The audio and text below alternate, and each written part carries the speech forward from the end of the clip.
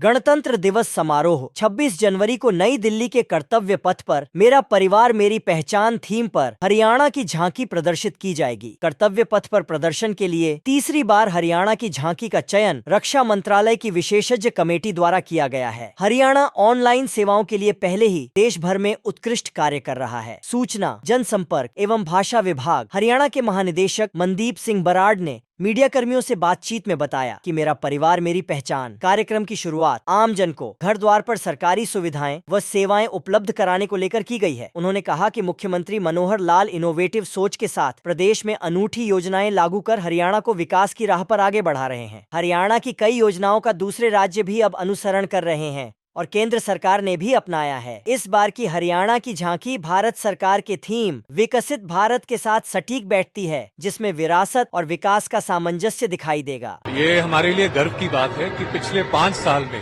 हरियाणा की झांकी 3 बार सिलेक्ट हुई है और इस बार लगातार तीसरी बार हरियाणा की झांकी सिलेक्ट हुई है। इस बार का जो थीम है वो है विकसित भारत और हरियाणा की जो इस समय झांकी है वो ना केवल हमारा एंशिएंट राखी गढ़ी को दिखा रही है, साथ के साथ हमारा जो इंडस्ट्रियल डेवलपमेंट है, जो हमारा अर्बन सेक्टर में डेवलपमेंट है, हमारा मेट्रो, हमारा जो सड़कों का जाल, हमारी एग्रीकल्चरल डेवलपमेंट, खासकर हमारा फ्लोरिकल्चर, हमारा महिला सशक्तिकरण, बेटियों की पढ़ाई, ये तो चीज़ दिखा ही रही है, लेकिन साथ में दिखा रही है कि किस तरीके के साथ डिजिटल इंफ्रास्ट्रक्चर हमारा इम्प्रूव हुआ है। परिवार पहचान पत्र के माध्यम से किस तरीके के साथ चीज़ों में पारदर्शिता लाई गई है, सरलीकरण लाया गया है और किस तरीके के साथ सरकार प्रोएक्टिव तरीके के साथ जो सर्विसेज हैं वो सिटीजन्स को प्रोवाइड कर रही है, ताकि चाहे वो पेंशन की बात हो, चाहे वो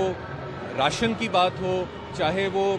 मेडिकल सर्विसेज की बात हो, परिवार पहचान पत्र के माध्यम से चीज़ें आसान तरीके के साथ और बहुत ही पारदर्शी तरीके के साथ प्रोवाइड की जा रही हैं। आप जानते हैं जैसे कि अब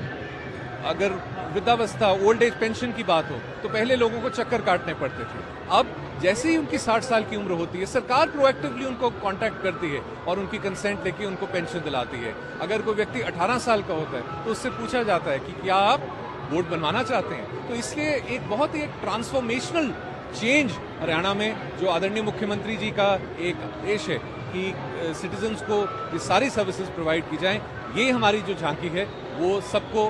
दर्शा रही है और मुझे पूर्ण विश्वास है कि सभी इसको देखेंगे और इसको पसंद करेंगे। आपने देखा है कि सबसे आगे हमारी हरियाणा की बेटी ने एक डिजिटल टैब पकड़ा हुआ है और हमारा हरियाणा की बेटी एक डिजिटल क्लिक के साथ सभी सर्विसेज दे रही है। साथ में पीछे हमारे फ्लोरिकल्चर में वो भी हमारी जो महिलाएं, जो हमारे